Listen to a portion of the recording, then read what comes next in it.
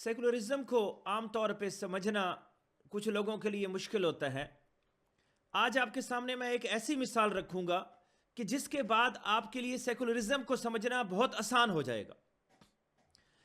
एक कहानी है ये कि किसी गांव के अंदर दो लड़के रहते थे और उन दो भाइयों को विरासत के अंदर एक बहुत अच्छी गाय मिली थी।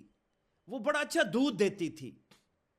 तो उन भाइयों ने अब इसके हिस्से करने थे। उनमें से एक भाई बहुत ज़हीन था और दूसरा भाई कुंद ज़हन था। उसका ज़हन नहीं था, कम अकल था। जो भाई ज़हीन था उसने दूसरे से कहा कि अगर हमने इसको बेच दिया और पैसे बांटे तो पैसे तो ख़त्म हो जाएंगे। ये तो बड़ा अच्छा दूध देती है, हम इसको रोज़गार की तरह बना सकते हैं। तो उसने कहा ऐसा करते हैं, हम इसके दो हिस्से कर लेते हैं। एक अगला हिस्सा गाय का, एक पिछला हिस्सा। ये दो हिस्से हैं। अब एक हिस्सा मैं ले लेता हूं, एक हिस्सा आप ले लेते हैं। अपने दूसरे भाई को कहा, जो गरीब भी था और कम ज़हन भी था। अब वो जो ज़हीन था उसने कहा ऐसा करते हैं कि ये जो आगे वाला हिस्सा है ये खूबसूरत है, अच्छा हिस्सा है, ये तुम ले लो। तुम कमज़ोर हो, तुम गरीब हो और मुझे तुमसे मोहब्बत है, मैं ये हिस्सा, अच्छा हिस्सा तुम्हें दे देता हूं। और जो पीछे वाला हिस्सा है वो गंदा है, वहां वो पखाना भी करती है, वो गाय का गंदा हिस्सा पीछे वाला वो मैं ले लेता हूं, मेरी खैर है, मुझे तुमसे मोहब्बत है। अब वो जो कम अकल था वो समझता है कि ये मेरा भाई, ये मेरा कितना खैर ख्वाह है, ये मुझे वो अच्छे वाला हिस्सा दे रहा है और खुद गंदे वाला हिस्सा ले रहा है। लेकिन फिर होता क्या है, आगे जब गाय को भूख लगती है, खाना खिलाने का वक्त होता है, तो खाना तो अगले हिस्से ने खाना होता है ना। तो वो किस भाई को करना पड़ता है? वो जो कम अकल था, उसको चारा लाना पड़ता है, खरीदना पड़ता है, वो गाय को खिलाना पड़ता है। गाय को खिलाने वाला काम वो करता है। और जब दूध दोने की बारी आती है तो वो हिस्सा तो दूसरे भाई का होता है, वो दूध भी उसी से दो लेता है। गोबर से जो फायदे हासिल करने होते हैं वो भी वो दूसरा भाई करता है। तो यहां से ये चीज का पता चला कि जो भाई ज़हीन था उसने हिस्से करते हुए दूसरे भाई को गलत हिस्से दे दिए। अब इसी मिसाल के पसे मंजर के अंदर हम थोड़ा सा सेकुलरिज्म को समझते हैं। सेकुलरिज्म ये हमारी टोटल जो जिंदगी है उनके मामलात को डील करता है ना। तो हमारी जिंदगी के मामलात के दो बड़े हिस्से होते हैं। जिस तरह गाय के दो हिस्से किए गए थे ना, हमारी जिंदगी के मामलात के भी दो बड़े हिस्से हैं। एक हमारा इनफरादी मामलात का हिस्सा और एक हमारा इज्तमाई मामलात का हिस्सा।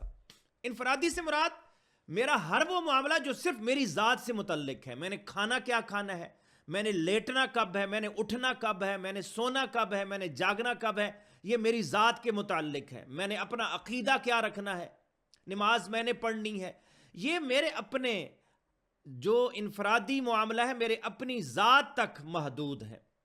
और एक मेरा इज्तमाई मामला है, दूसरे लोग भी जिसमें शरीक होते हैं। इस इज्तमाई मामले के अंदर फिर तीन चीज़ें होती हैं। मेरी दूसरी जो सीरीज़ है इस्लाह निज़ाम की सीरीज़, उसके अंदर सब सेक्शन तीन अलग-अलग बने हुए हैं। एक है पॉलिटिकल सिस्टम, सियासी निज़ाम, दूसरा इकोनॉमिक सिस्टम, मुआशी निज़ाम, तीसरा सोशल सिस्टम यानी मुआशरती निज़ाम। ये तीन इज्तमाई हमारे मामलात होते हैं।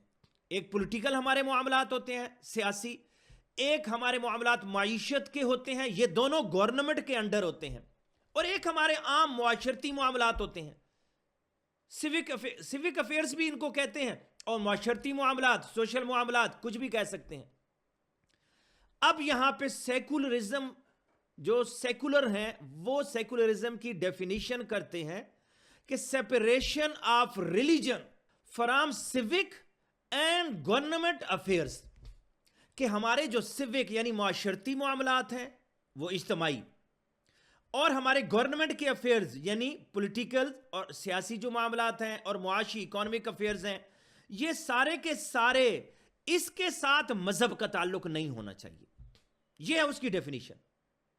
और इसके मुकाबले में आप रिलीजन की डेफिनेशन अगर देखें, मुख्तलिफ डेफिनेशनें की जाती हैं, اس میں ایک شارٹ ڈیفینیشن جو ہے وہ یہ بھی کی جاتی ہے کہ یہ میٹا فزیکل مورل ویژن ہے کہ ہمارا ایک مافوق الفطرت جو ایک اخلاقی ویژن ہوتا ہے، لاہے عمل ہوتا ہے کہ ہم نے زندگی کیسے گزارنی ہے، وہ یہ ریلیجن ہے۔ تو اخلاقی لاہے عمل کس کو کہتے ہیں؟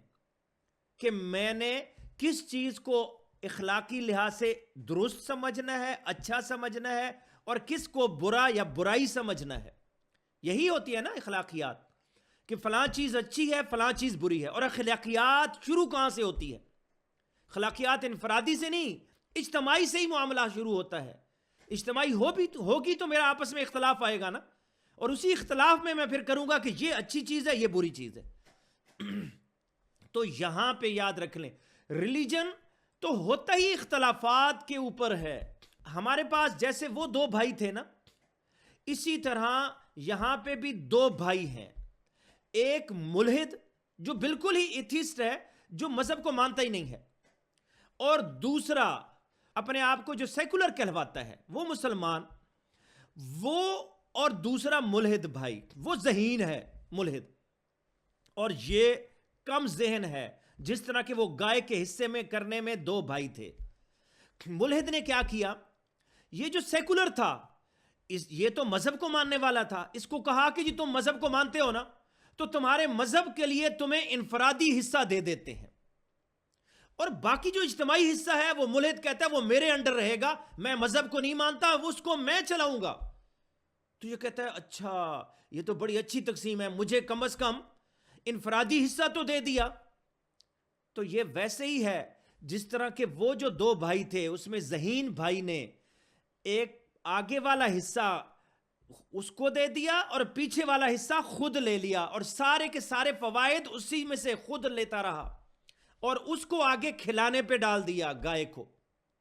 یہاں پہ بھی انفرادی طور پہ کھلائے گا وہ سیکولر خود اپنے آپ کو، وہ جو مسلم سیکولر ہے، اور اصل جو فوائد ہیں، جو اصل میں آگے کنٹرول کرنے سے فوائد حاصل ہونے ہیں، وہ سارے کے سارے وہ دوسرا حاصل کرے گا۔ یعنی مذہب کا وہ جو ملحد تھا، اس ذہین بھائی ملحد نے مذہب کا انکار نہیں کیا، لیکن حقیقت میں یہ انکار ہی ہے۔ ایک معاشر بدایونی ایک شاعر تھے، اس کا ایک شعر ہے، انکار کی صورت میں ہے اقرار کا پہلو، اس ہاں سے تو بہتر تھا نہ کر دیا ہوتا۔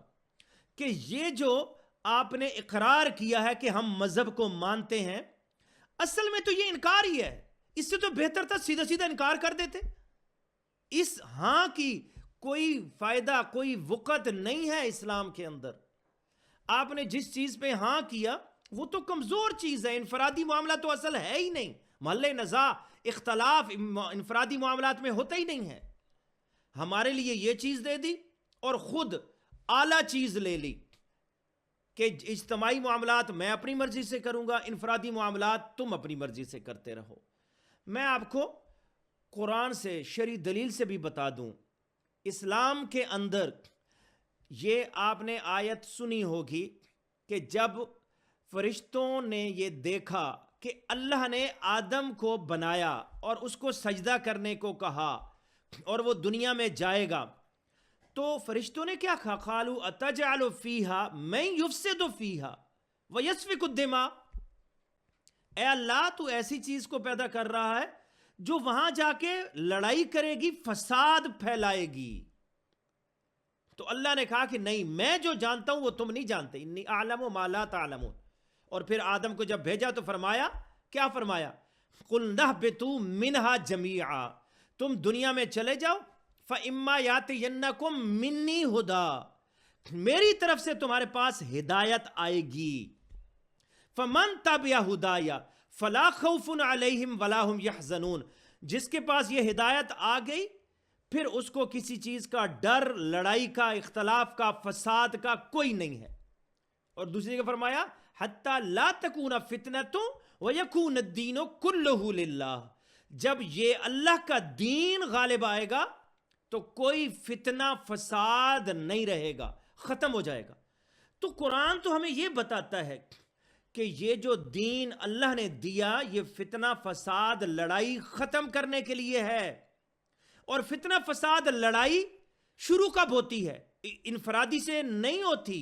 میں جو مرضی انفرادی کام کرتا رہوں، میں انفرادی جو مرضی کام کروں، کبھی مجھ سے کوئی اختلاف نہیں کرے گا، کبھی مجھ سے کوئی لڑائی نہیں کرے گا. لڑائی تو شروع ہی تب ہوتی ہے جب اجتماعی معاملے میں میں مداخلت کرتا ہوں. میں کہتا ہوں یہ چیز ایسے نہیں ہے. میری مداخلت جب تک اجتماعی معاملات میں نہیں ہوگی کسی کو مجھ سے اختلاف نہیں ہوگا. تو سمجھ لیں میرے بھائیو، یہ سیکولرزم جو ہے یہ ہم سے وہ گائے کا اچھے والا حصہ چھیننا چاہتا ہے. اس مذہب سے، اسلام سے وہ چاہتا ہے کہ اچھے والا حصہ وہ خود لے لے اور اس کو وہ حصہ دے دے جس کی کوئی وقت ہی نہیں ہے. عقل کے لحاظ سے بھی یہ درست نہیں ہے اور شریعت کے لحاظ سے بھی یہ درست نہیں ہے. السلام علیکم ورحمۃ اللہ وبرکاتہ.